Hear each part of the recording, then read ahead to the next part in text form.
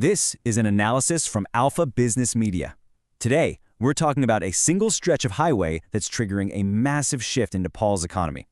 This is the story of the new Golden Mile and, well, how it's completely redrawing the country's entire financial map. You know, this quote really hits the nail on the head. The fast track, it isn't just about getting from point A to point B faster. What it really represents is a fundamental reset of asset values all across central Nepal. For as long as anyone can remember, this was the golden rule of business in Nepal. Your warehouse, your factory, your land, its value was directly tied to how close it was to the capital. And that entire way of thinking, it's quickly becoming a thing of the past. To really grasp the scale of this change, we have to look at the system the fast track is replacing. And honestly, it's a story defined by bottlenecks and, frankly, a whole lot of inefficiency. So this was the reality for decades. Almost all goods came into Nepal through the Birgunj border and then faced this grueling 135-kilometer journey to Kathmandu. And as you can see under a key challenge, this wasn't just a long drive. It was a treacherous, unpredictable mess. And what did that mess translate to in real time? A journey that took anywhere from 8 to 12 hours, and sometimes a lot longer. This single number basically dictated the entire rhythm of the nation's supply chain for half a century. Because you could never ever be sure when a shipment might show up, businesses had to hoard huge, expensive stockpiles of inventory inside the Kathmandu Valley, just in case. And this made land in places like Thangkat incredibly valuable, not because the land itself was special, but simply because it was on the right side of the valley's entry point.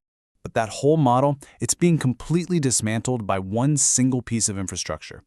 This new economic engine is rewriting all the old rules. Just look at this comparison. It says it all, right? Journey time drops from a totally unpredictable 8 to 12 hours to a consistent trip of under 2 hours. This isn't just an improvement. It's a complete shift from a world of uncertainty to one of certainty. You know, this shift is a textbook example of an economic idea called the death of distance. What it means is that the fast track is making the physical space between the border and the capital almost irrelevant from a time and cost perspective. So the business logic completely flips on its head. It no longer makes any sense to store your goods near the customer in Kathmandu. The smart play, the optimal strategy, is now to build your main distribution hub near the source of the goods, right at the Birgunj customs point, at the start of this new expressway. And this total flip in logic? Well, it has ignited a speculative firestorm in the south. But to just call it a real estate bubble is, I think, a mistake. It's more like a futures market for what the next generation of Nepali logistics is going to look like. This boom is centered around what our analysis is calling the logistics triangle. You've got the end of the fast track, you've got the Samara duty-free zone for manufacturing, and you have the proposed international airport. This combination creates this powerful, self-reinforcing engine for industrial growth. So you've really got two types of players in this market right now. You have the speculators, the land bankers who are just betting on prices going up and up, but more importantly, you have the strategic players. These are the big companies who aren't just buying land to flip it, they're buying critical spots for their future supply chains. Okay, so with all this money and investment pouring in, you have to ask, what's the single biggest threat? What could derail this whole economic transformation?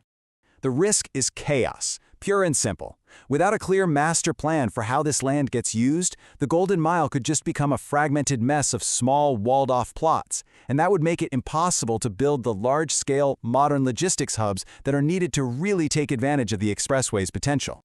Now, for every boom, there's usually a bust somewhere else. And while the south is rising, a quiet crisis is brewing up north. It's like a slow-motion time bomb for Kathmandu's traditional industrial real estate. The warehouses around Thangkat, they're becoming what economists call stranded assets. The buildings themselves are physically fine, nothing wrong with them, but their core economic value, their location, is just evaporating as the entire flow of goods gets rerouted to the south. And this process, it'll be gradual, but it will be relentless. First, the big tenants will move out, causing rents to fall. Then, property values will just flatline as the buyers disappear. And finally, these assets will either have to be sold at a big loss or be completely repurposed to avoid becoming totally worthless. So all of this brings Nepal's economy to a really critical moment. The choices that are made in the next, say, 2 to 3 years will determine which of two very, very different futures is going to unfold. On one hand, you have the best-case scenario, a planned, strategic economic corridor that becomes a world-class logistics hub. But then there's the other path, the more probable one, a chaotic, speculator-driven free-for-all where the full economic promise of the fast track just fizzles out. Look, the hard truth here is that this shift to the south is irreversible.